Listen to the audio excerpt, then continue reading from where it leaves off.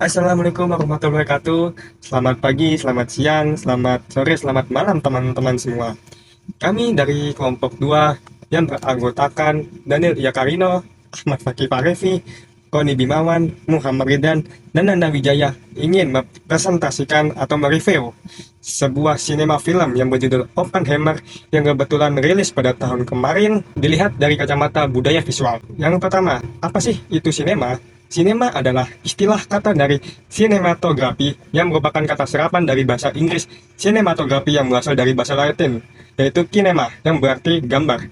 Secara harfiah, sinematografi berasal dari kata sinema, gerak, paitos, cahaya, dan grafi, atau gerap yang berarti tulisan, gambar, ataupun citra. Sinema dapat diartikan sebagai melukis gerak dengan cahaya. Lalu untuk film. Film adalah media audiovisual yang menggabungkan kedua unsur, yaitu naratif dan sinematik menurut Hiawan Patista tahun 2020. Nah, sedangkan menurut Undang-Undang Nomor 33 Tahun 2009 tentang perfilman mengatakan bahwa film adalah sebuah karya seni budaya yang merupakan suatu panata sosial dan media komunikasi massa yang dibuat atas dasar kaidah sinematografi dengan ataupun tanpa suara dan dapat ditayangkan. Lalu sinopsis. Oppenheimer mengisahkan tentang seorang ilmuwan fisika teoritis bernama J. Robert Oppenheimer. Dia adalah seorang ahli fisika yang berasal dari kota New York, Amerika Serikat. Oppenheimer lahir pada tanggal 22 April tahun 1904 dan merupakan mahasiswa lulusan Harvard, Cambridge, dan Göttingen. Di dalam film ini, Oppenheimer akan disibukkan dengan penyusunan sebuah proyek Manhattan bersama dengan manajer laboratorium Los Alamos. Proyek yang tengah mereka susun itu berguna untuk menciptakan sebuah bom atom yang bisa digunakan sebagai sebuah senjata penghancur massa. Proyek ini sendiri dilaksanakan di sejumlah lokasi rahasia seperti Hanford, Washington, Oak Ridge, Tennessee, dan juga Los Alamos, New Mexico. Lalu, proyek Manhattan terjadi di era Perang Dunia Kedua, yaitu sebagai pengembangan terhadap senjata nuklir. Akan tetapi, setelah Oppenheimer tahu dampak yang diakibatkan oleh bom atom, ia pun menyesali keterlibatannya. Oppenheimer lantas meminta agar dilakukannya perdamaian. Tapi hal ini setelah ia mengetahui besarnya dampak buruk yang akan terjadi di kemudian hari. Akan tetapi, sikap kesetiaan Oppenheimer justru diragukan. Hingga pada akhirnya, dia pun harus kehilangan jabatannya sebagai seorang penasehat pemerintah di dalam bidang keamanan. Jenis-jenis media, media konvensional, media komunikasi massa yang dimanfaatkan untuk pengiriman dan penyampaian pesan kepada masyarakat luas. Untuk wilayah luas dan waktu yang relatif pendek, Zulkarnain 2021. Dalam media konvensional, terdapat proses produksi dalam penyimpanan data atau informasi yang dibagi menjadi dua bagian, yaitu media elektronik, televisi dan radio, dan media cetak, koran, DVD atau CD. Lalu yang kedua ada media kontemporer atau media baru, media komunikasi yang menggunakan internet dan teknologi digital atau komputer sebagai alat pengoperasiannya. Media ini muncul setelah media komunikasi konvensional cukup digunakan oleh masyarakat Indonesia. Media baru ini tercipta dan berkembang setelah terjadi kemajuan pesat dalam teknologi komunikasi, khususnya pada teknologi digital atau komputer dan internet. Contoh yang termasuk dalam media kontemporer adalah blog, media sosial, dan website. Lalu ada media cetak. Media cetak adalah media komunikasi yang memanfaatkan teks tertulis daripada visual atau citra audio, dapat berupa surat kabar, majalah, buku, brosur, leaflet, atau terbitan khusus. Lalu ada media elektronik, audio, visual, audio, dan visual. Media audio, media yang mempresentasikan materi informasi hanya melalui bentuk yang terdengar atau audible, contohnya radio. Lalu ada media visual, media yang mempresentasikan materi informasi hanya melalui bentuk yang bergambar atau piktorial, sehingga dapat terlihat visualnya, contohnya billboard elektronik. Lalu ada media audiovisual, media yang mempresentasikan materi informasi melalui bentuk yang terdengar, audible, dan bergambar piktorial, contohnya televisi, film, dan video. Lalu ada jenis-jenis media sosial. Media sosial adalah sebuah saluran atau sarana pergaulan sosial yang dilakukan melalui media online dan memungkinkan para pengguna atau user dapat berinteraksi, saling berkirim dan berbagi pesan, berpartisipasi, berdiskusi, dan membangun komunitas atau jaringan sosial. Social networking yang besar. Website adalah kumpulan halaman yang dijalankan dari satu alamat web domain, digunakan untuk menampilkan informasi teks, gambar diam, atau bergerak, suara, animasi, atau gabungan dari semuanya. Lalu ada aplikasi. Aplikasi adalah program kecil yang dapat diunduh dan dipasang handphone yang dirancang untuk melakukan tugas atau menyediakan layanan tertentu, yang tentunya memudahkan pengguna dalam berbagai aspek kehidupan sehari-hari.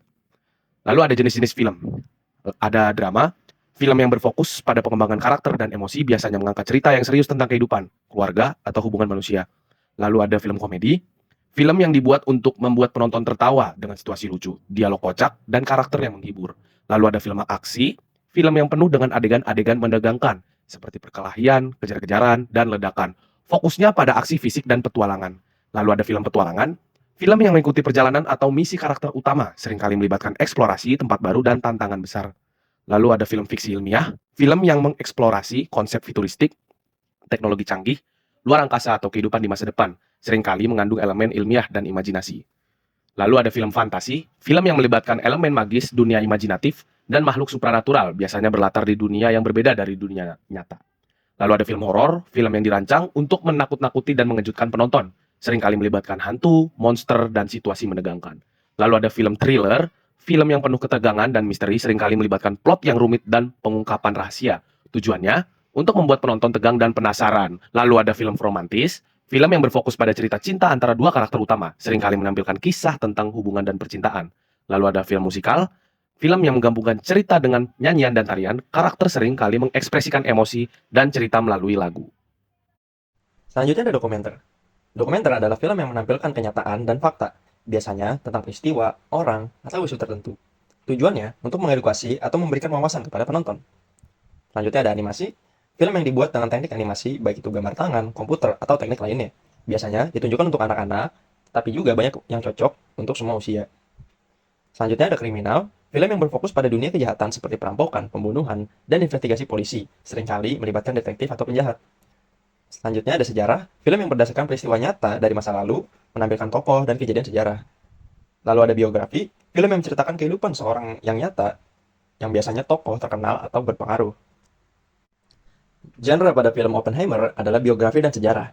Film biografi itu katek ya. Genre film Oppenheimer yaitu biografi dan juga sejarah. Pada bagian biografi, film Oppenheimer termasuk ke dalam genre film biografi. Yang ini. Genre film Oppenheimer, biografi. Film Oppenheimer termasuk ke dalam genre film biografi karena film ini menceritakan tentang kehidupan J. Robert Oppenheimer, seorang ilmuwan terkenal yang dikenal sebagai Bapak Bom Atom. Film ini menggambarkan perjalanan hidupnya mulai dari kontribusinya dalam proyek Manhattan hingga konsekuensi psikologis dan emosional yang dialami setelah penggunaan bom atom. Selain biografi, ini juga termasuk dalam genre sejarah. Film ini mengambil latar belakang sejarah, khususnya pada masa Perang Dunia Kedua, ketika Amerika Serikat mengembangkan bom atom. Ini melibatkan peristiwa penting dalam sejarah dan menunjukkan dampak besar yang ingin ditimbulkan oleh penemuan bom atom. Oppenheimer menampilkan peristiwa dan konteks sejarah yang penting, dengan berfokus pada dampak emosional dan moral pada tokoh utamanya. Selanjutnya ada fungsi media. Informasi. Media dapat membantu segala... Ulangi. Selanjutnya ada fungsi media. Informasi. Ulangi. Selanjutnya ada fungsi media. Selanjutnya ada fungsi media, yaitu ada informasi. Media dapat membantu mencari segala informasi yang ada atau sedang terjadi di dunia agar dapat diketahui oleh masyarakat. Yang kedua ada edukasi atau pendidikan. Media bisa menjadi sumber belajar. Contohnya beberapa media dapat berisi program-program seperti dokumenter, artikel edukatif, dan kursus online membantu kita mempelajari hal-hal baru seperti sains, sejarah, dan juga keterampilan praktis. Selanjutnya ada hiburan. Media menyediakan berbagai bentuk hiburan seperti film, musik, permainan, dan acara televisi yang membantu kita bersantai dan menikmati waktu luang. Selanjutnya ada pengaruh serta opini. Media sering mempengaruhi cara kita berpikir dan berpendapat tentang berbagai hal. Berita, artikel, opini, dan konten lainnya bisa membantu pandangan kita tentang isu sosial, politik, dan budaya. Lalu pemasaran dan iklan. Media digunakan oleh bisnis untuk mempromosikan produk dan jasa mereka. Iklan di televisi, radio, internet, dan media sosial membantu konsumen mengetahui produk baru dan penawaran khusus. Lalu ada fungsi film. Yang pertama ada hiburan. Film memberikan hiburan. Film membantu orang melarikan diri dari rutinitas sehari-hari dan menyediakan waktu bersantai melalui cerita yang menarik dan visual memukau. Lalu ada edukasi dan pembelajaran. Film adalah sifat edukasi yang efektif karena mampu menyampaikan informasi dan pengetahuan dengan cara yang menarik dan mudah dipahami. Film dokumenter misalnya bisa memberikan wawasan mendalam tentang topik tertentu. Ekspresi seni dan kreativitas. Film adalah bentuk seni yang unik, menggabungkan elemen visual, audio, dan naratif untuk menciptakan ekspresi artistik yang mendalam. Film memungkinkan pembuatan mengekspresikan ide dan emosi dengan cara yang khas. Sosialisasi dan identitas. Film berperan dalam proses sosialisasi dengan memperkenalkan norma-norma dan nilai-nilai masyarakat. Film membantu kita memahami peran sosial dan membentuk identitas pribadi serta budaya. Nah, selanjutnya ada fungsi film Oppenheimer sendiri. Pertama, edukasi.